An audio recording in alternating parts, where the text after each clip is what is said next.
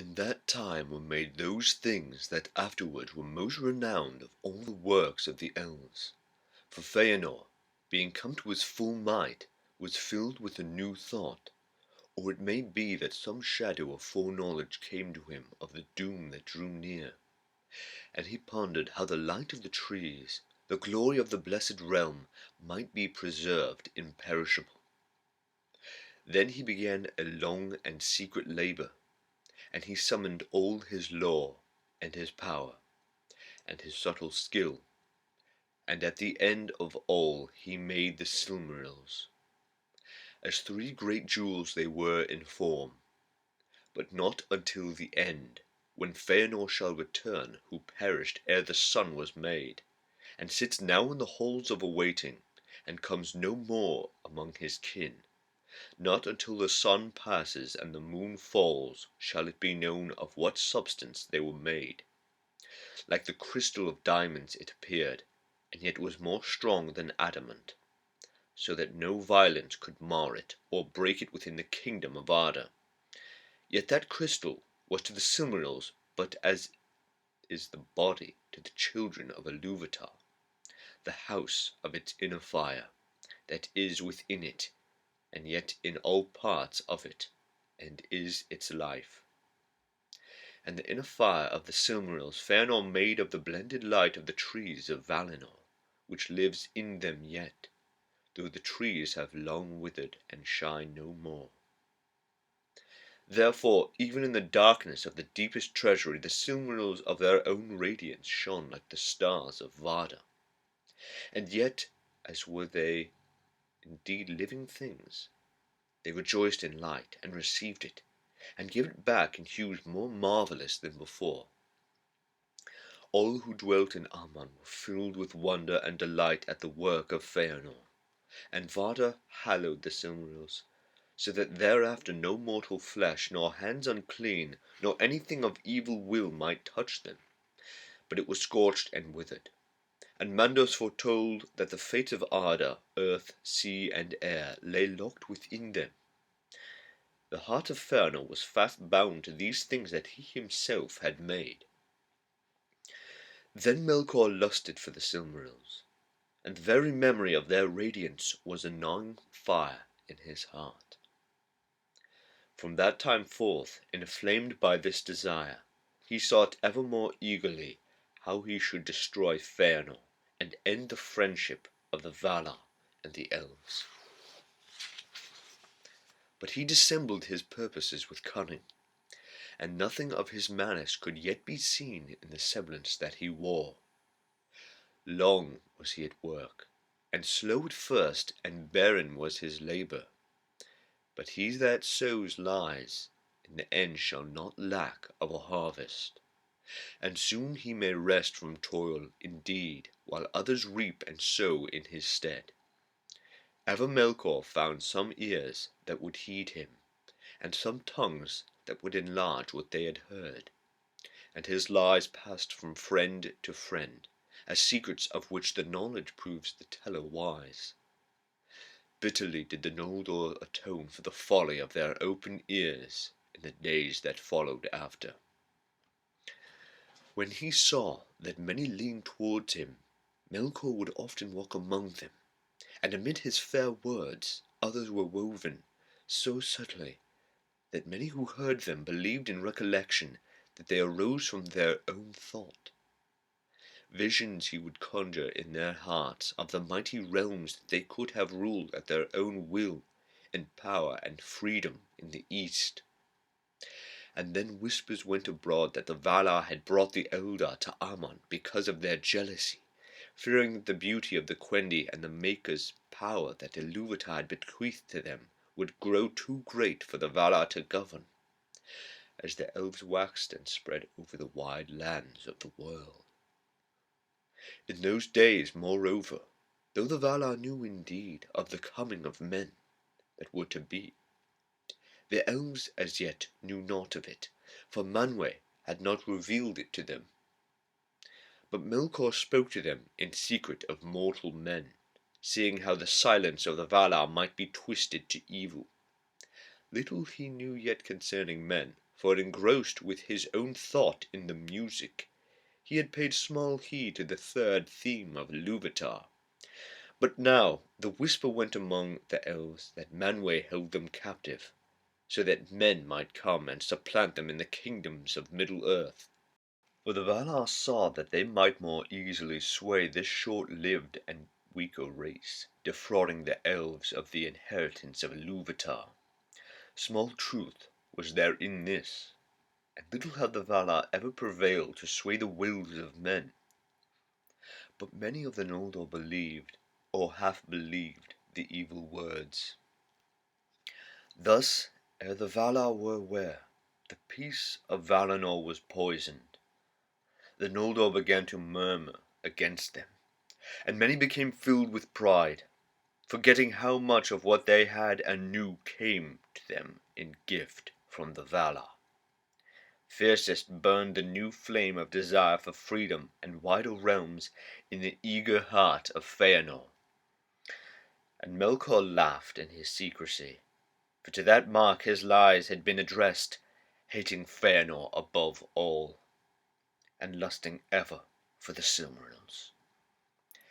But these he was not suffered to approach, for though at great feasts Fëanor would wear them, blazing on his brow, at other times they were guarded close, locked in the deep chambers of his hoard in Tirion. For Fëanor began to love the Silmarils with a greedy love, and grudged the sight of them to all save to his father and his 7 sons. He seldom remembered now that the light within them was not his own. High princes were Fëanor and Fingolfin, the eldest sons of Finwë, honoured by all in Aman. But now they grew proud and jealous each of his rights and his possessions. Then Melkor set new lies abroad in Eldamar, and whispers came to Fëanor that Fingolfin and his sons were plotting to usurp the leadership of Finwë and the elder line of Fëanor, and to supplant them by the leave of the Valar. For the Valar were ill pleased that the Silmarils lay in Tirion, and were not committed to their keeping. But to Fingolfin and Finarfin it was said, Beware, small love has the proud son of Miriel ever had for the children of Indis. Now he has become great, and he has his father in his hand. It will not be long before he drives you forth from Tuna. And when Melkor saw that these lies were smouldering, and that pride and anger were awake among the Noldor, he spoke to them concerning weapons. And in that time the Noldor began the smithying of swords and axes and spears.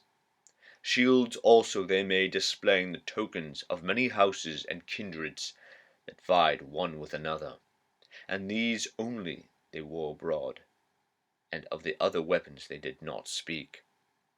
For each believed that he alone had received the warning, and Fëanor made a secret forge, of which not even Melkor was aware.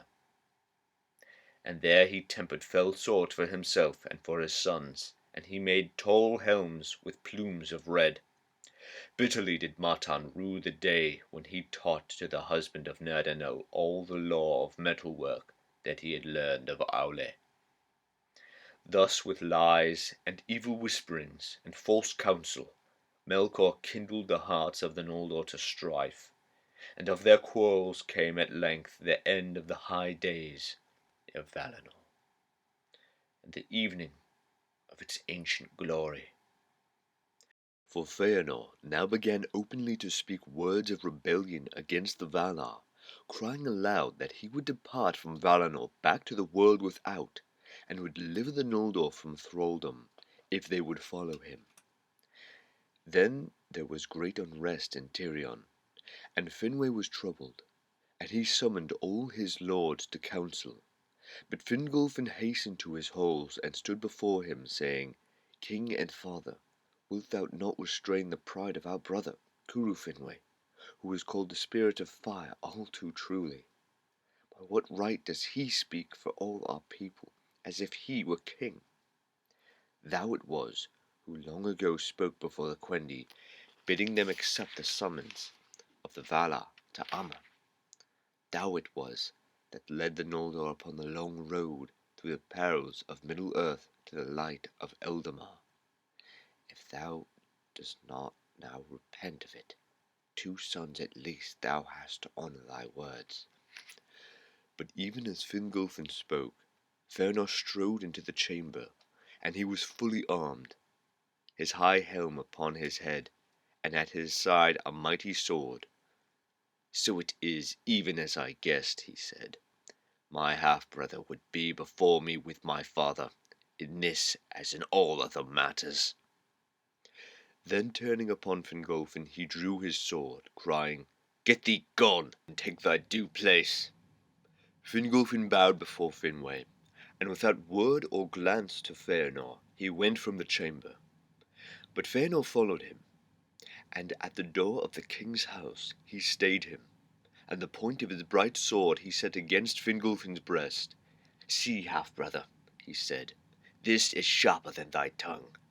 Try but once more to usurp my place and the love of my father, and maybe it will rid the Noldor of one who seeks to be the master of thralls." These words were heard by many, for the house of Finwë was in the great square beneath the Mindon. But again Fingolfin made no answer, and passing through the throng in silence, he went to seek Finarfin, his brother.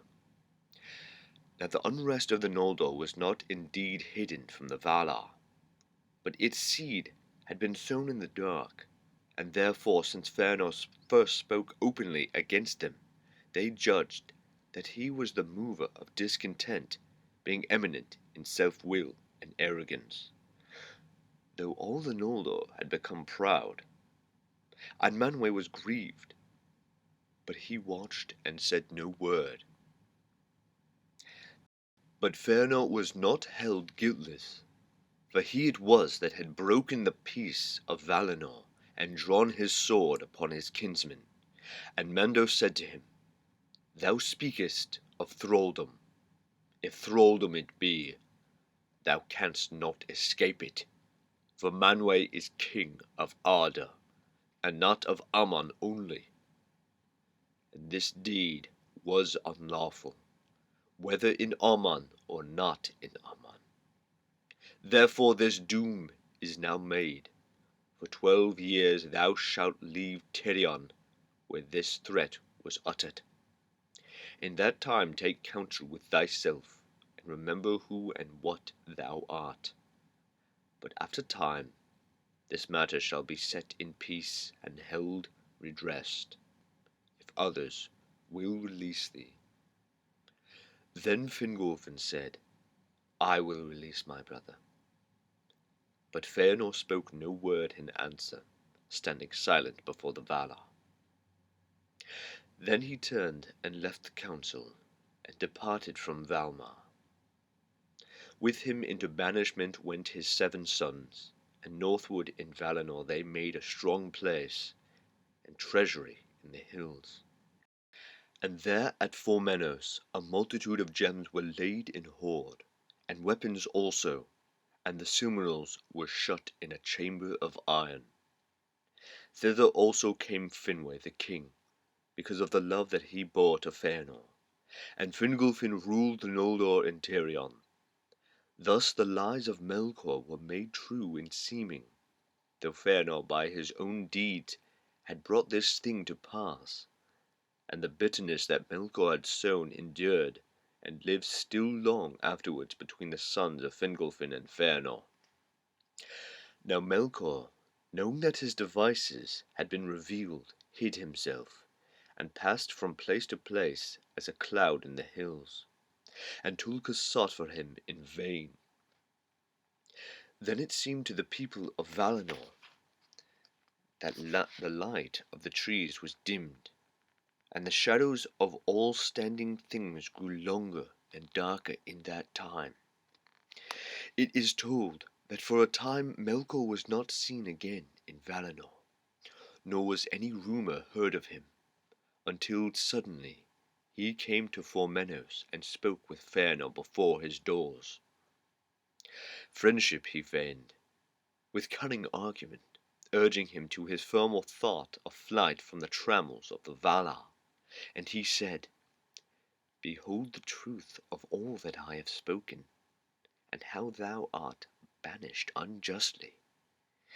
But if the heart of Fëanor is yet free and bold, as were his words in Tirion, then I will aid him, and bring him far from this narrow land.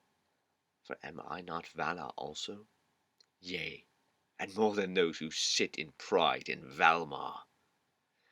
And I have ever been a friend to the Noldor, most skilled and most valiant of the people of Arda. Now Fëanor's heart was still bitter at his humiliation before Mandos, and he looked at Melkor in silence, pondering if indeed he might yet trust him so far as to aid him in his flight. And Melkor, seeing that Fëanor wavered, and knowing that the Silmarils held his heart in thrall, said at the last, "Here is a strong place, and well guarded, but think not that the Silmarils will lie safe in any treasury within the realm of the Valar." But his cunning overreached his aim, his words touched too deep, and awoke a fire more fierce than he designed. And Fëanor looked upon Melkor with eyes that burned through his fair semblance, and pierced the cloaks of his mind, perceiving there his fierce lust for the Silmarils. Then hate overcame Fëanor's fear, and he cursed Melkor, and bade him be gone, saying, "Get thee gone from my gate, thou jailcrow of Mandos." And he shut the doors of his house in the face of the mightiest of all the dwellers in Ea. Then Melkor departed in shame, for he was himself in peril, and he saw not his time yet for revenge, but his heart was black with anger. And Finwë was filled with great fear, and in haste he sent messengers to Manwë in Valmar. Now the Valar were sitting in council before their gates, fearing the lengthening of the shadows, when the messengers came from Formenos. At once Oromate and Tulkas sprang up, but even as they set out in pursuit, messengers came from Eldamar, telling that Melkor has fled through the Calcaira, and from the hill of Tuna the elves had seen him pass in wrath as a thundercloud. And they said that thence he had turned northward, for the Teleri in Elquilonde had seen his shadow going by their haven towards Ahriman. Thus Melkor departed from Valinor, and for a while the two trees shone again unshadowed, and the land was filled with light. But the Valar sought in vain for tidings of their enemy, and as a cloud far off that looms ever higher, borne upon a slow cold wind, a doubt now marred the joy of all the dwellers in Aman, dreading they knew not what evil that yet might come.